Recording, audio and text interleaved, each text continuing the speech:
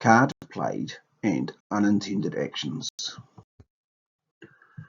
Another common irregularity I'm called to the table for is when someone has accidentally made a bid or played a card they say they didn't intend to, and would like to withdraw that action and replace it with the one they intended to do.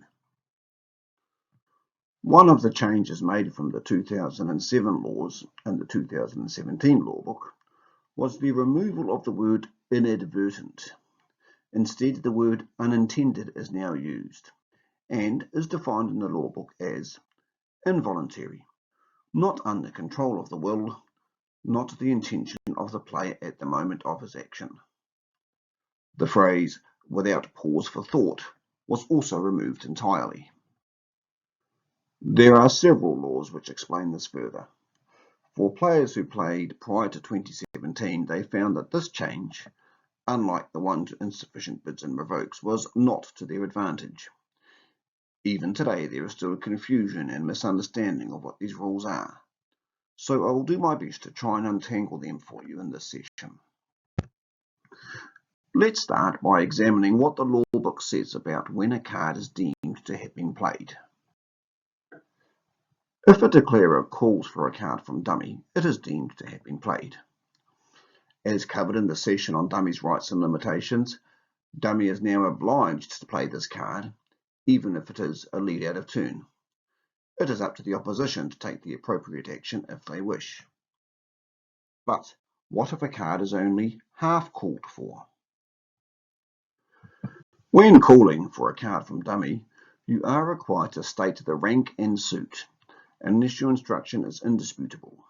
For example, top spade, rough low, or bottom diamond are pretty clear. If there is a singleton heart on the table and you say the heart, that is also good. If you lead a spade from hand and then say top or high, that clearly means the top card in spades. Saying cover or win it means the lowest card possible to follow that instruction. So for example, you lead the 6 of spades, left-hand opponent plays the 9 and you have the queen and 10 in dummy. The 10 is deemed to have been played. Saying low or duck it means play the lowest card in that suit. Remember, dummy must follow suit, so if you lead a suit from your hand and say just the rank of the card of that suit in dummy, then it is played, as no other card can be played. But let's say you won the trick in dummy with the ace of spades, and there is now the queen and the 5 on the table, and you simply say spade. It would mean the 5. If you said the queen, it would mean the queen of spades. Dummy has no business asking which spade or which queen in such instances. It's a slightly different story if you, say, win the trick in dummy with a spade and then call king, and the king of spades is not in dummy. If there is one king, then dummy plays that. If there are 2, dummy must clarify which king you mean, as playing the king they think you mean, or the king they think you should play, is actively participating in play and an infraction. If you won a trick in dummy with the last spade and are now switching to hearts and you simply said heart, then you have played your lowest heart, and again dummy has no right to ask which one. I will put my hand up here and say I am guilty of doing this as dummy, but I'm trying hard to make sure I don't. The situation is not helped when partner points at a card and says heart, and it looks like he is pointing at the top one. However, pointing at a card in dummy does not constitute playing it. A card is played from dummy when it has been named or deliberately touched by the declarer. This last point can cause issues. If you are a declarer and your partner is at the table, you should always call for the cards. You may plan to touch or take out the king and have a hand-eye coordination fail. I personally am finding these much more common in my 50s, especially when attempting to field in cricket. Or just make a slip and touch the 7 instead. It will be very hard to make a case that you didn't mean to play the 7. If your partner is a bit untidy and didn't arrange the cards to your satisfaction, you may instruct them to do so or say, I'm straightening or similar, and then do it yourself.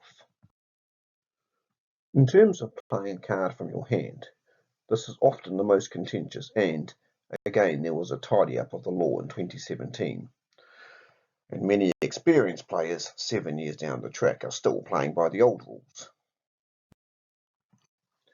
If you are the defender, it is usually easy to rule on. The law is quite clear. If, as defender, you have placed your card in a position that it was possible for your partner to see its face, then it is deemed to have been played. Most directors, myself included, take the common sense approach to this and say if partner saw it, it is played. If not, it can be withdrawn. Of course, you can't play a card so it could be clearly seen, realise partner is looking elsewhere, and then also suddenly realise there is a better card you can play and withdraw it. It should be pretty obvious to you if someone does this, and it would be considered very unethical, probably cheating, and should attract a hefty penalty. The law for the declarer is poorly worded, so the World Bridge Federation, in their publication Commentary on 2017 Laws, clarified this. Firstly, it doesn't matter who sees the face of the card. If your opposition see a card that you retract, that is authorised information to them, and they can use this to their advantage. Obviously, it doesn't matter if your partner sees it. So basically, if the card is placed on the table in such a way that it is resting, then it is played. Putting it on the table, then quickly taking it back in the same motion is fine. This is somewhat at odds with what it says in the law book, but the commentary supersedes it. Chances are if a director gets it wrong, they are reading the law book to the letter, but aren't aware of the commentary. So now let's look at actions that may or may not be unintended. As a player, you are allowed to change an action, be it a play of a card or a call that is unintended, but you are not allowed to change an action that is a mistake, no matter how quickly you realise it. Going back to what we said at the beginning, the 2017 law book has removed the word inadvertent and changed it to unintended and defined this as involuntary, not under control of the will, not the intention of the player at the moment of his action. The phrase, without pause for thought, was also removed entirely. The logic for doing this, as explained in the commentary document, was to take away any subjectivity and ensure the ruling was consistent for everyone, much like the introduction of the wide lines in limited overs cricket. So in terms of playing a card, basically, if a card in dummy has been named, then it has been played. The commentary says clearly that the only time it can be changed is when declarer must not for even the shortest possible moment have considered playing the card. A loss of concentration, however brief, does not constitute the card being unintended. It is a mistake. The most common example of this is when you might be leading to dummy, planning to finesse, but then you don't need to. However, you have called for the finesse card. For example, during play, dummy has the 9-8 of spades, ace, queen, 5 of hearts, 7 of diamonds, and 5-4 of clubs. You play the 4 of hearts in your hand, planning to put up the queen. However, left-hand opponent pops up with the king. You either don't realise it or your brain has already committed your tongue to saying the word queen, and so that is what comes out of your mouth. You cannot claim this is unintended and ask to substitute it with the ace. When you planned your play and led the 4, you were intending to play the queen. It was not involuntary. You have named and therefore by definition played the queen, so it can't be involuntary. Ditto if you touch the queen. And just in case you were thinking, but I didn't say the whole card, I only said queen, so I can change it. This potential loophole is caused by the definitions of what constitutes a card played in dummy, which we discussed earlier.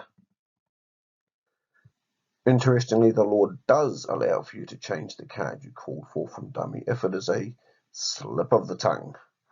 I really wish this wasn't in there, as that is what causes the problems. In the example just given, as a director, I would find it almost impossible to believe that saying queen is a slip of the tongue. It is pretty obvious that there was, at some point at least, an intention to play the queen, and therefore the card cannot be changed. However, I have come across players in this situation that will swear it is a slip of the tongue. However, let's say you have the 10 and 6 of clubs in dummy, and you say, the 6 of clubs, sorry I meant the 10, all in one go.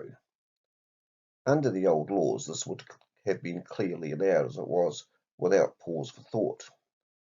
Under the new laws, the director now has to judge if it is a slip of the tongue or a loss of concentration. I, personally, tend to err on the side of the player and allow the change, particularly in club sessions. Other directors do not. So, unfortunately, the law change in 2017 has made this more subjective rather than less. If the opposition do not agree it was all in one go and insist to declare a pause slightly, showing that they either changed their mind or realise they made a mistake, then it shouldn't be allowed. As a director, I always try to get both sides to agree on what happened and, as a player, I really insist that the first card called be played. Just like with the right to waive a penalty for a revoke, a player can say that's fine, they can change it, or similar. Going back to the analogy of the wide lines in cricket, there is still room for interpretation. Some umpires follow them stringently, others use them more as a guide, a bit like the speed limit signs between Blenheim and Nelson. Therefore, not every director will rule the same, but hopefully directors have their own standard and interpretation of this law and are consistent with it. Really, the best advice I can give you here is not to call for a card from the dummy until left-hand opponent's card is played. You have seen it and are certain what you now want to play. There simply is no provision in the current law to change it. In terms of unintended calls, that is generally a lot easier to rule on as a director. It is usually pretty obvious if the call is unintended and can be changed, or an error and cannot. Holding the above hand, you open one spade. God only knows why you did, but you did. Clearly this is unintended. So if you do something like this, you would call the director immediately, tell your left-hand opponent not to make a call, and say to the director you have made an unintended bid. They should take you away. You will show them your hand, and then they will let you go back to the table, cancel the one spade bid and replace it with one heart. There is no unauthorised information and everyone gets on with the game. This time you have the above hand. Your partner opens one no trump and you bid two spades. You immediately realise this is wrong, as two spades is transferred to a minor, and the bid you should have made was two hearts. In this instance, you will not be allowed to change your bid. This is a mistake. You have spades. The fact you momentarily forgot you were playing transfers, and you no doubt were ready to bid one spade had you had the chance to do so, means the bid cannot be unintended. So what should you do in a situation like this? The answer is do nothing. Your partner will hopefully alert the two spades and explain it correctly.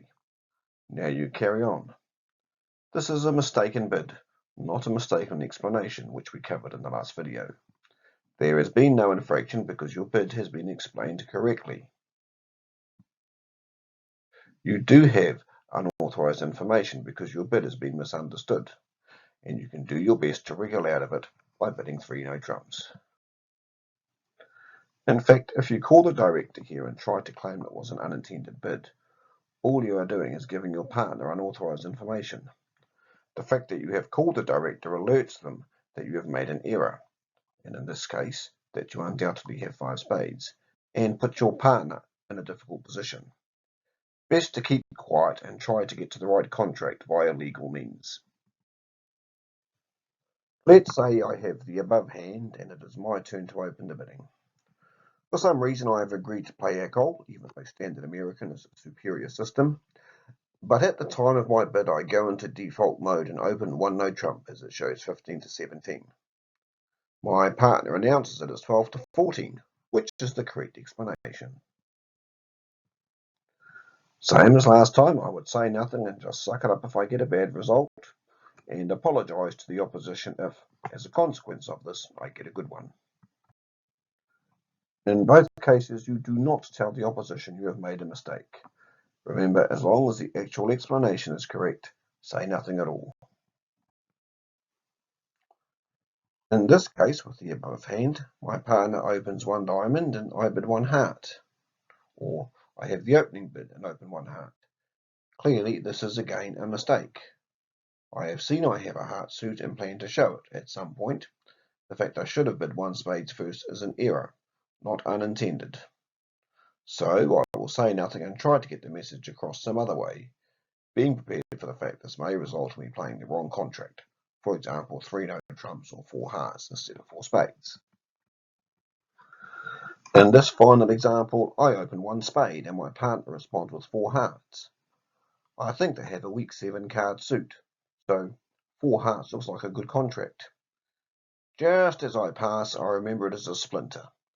So they actually have 4 spades, 0 or 1 hearts, and 12 plus total points. I would love to have my pass back and call the director and tell them my bid was unintended, but it isn't going to fly. This is clearly an error due to a lapse in concentration, so the bid stands, and I put down my hand as dummy and make another urgent bathroom stop. This previous scenario has happened to me quite a few times where my partner has passed my splinter. If you are the other side and you see an auction like the one just mentioned and you have 4 in spades, 6 hearts, ace, 10, 9, 8, 5, got the queen, jack, 5, 3 of diamonds and the 10, 8, 2 of clubs, you will no doubt realise that something has gone wrong and you will be sorely tempted to double as you are sure 4 hearts is going to go a few away. Do not double. All you are doing is letting the person who made the 4 heart splinter back into the auction to bid 4 spades or more. If you pass, they will be stuck playing it in 4 hearts. It is quite fun to watch the opposition play in a 2-0 or 2-1 fit, and even more so when you have lots of that suit. Any plus score you record is going to be a good result for you. Even if by some chance they make the contract, then they have missed a much better one, so will still get a good result. I made 4 hearts earlier this year with a 2-1 fit after partner passed my 4 heart splinter over 1 spade. It was a shame we had a 5-5 fit in spades with 35 points between us. So remember the rules about what constitutes a card being played. Be precise and careful when calling for a card from dummy. And if you make a mistake when you bid, you have no redress, so don't call the director, as all you are going to do is give unauthorized information to your partner. However, if it is genuinely unintended, you should call the director, but they may have a different definitional threshold of what meets the criteria of unintended. If that's the case, get on with the game and have a friendly chat with them afterwards. Directors do make mistakes, and sometimes may change their mind upon reflection and or discussion, and make an adjusted score. One more session to go, and that will be on claims and concessions. Good bridging for now.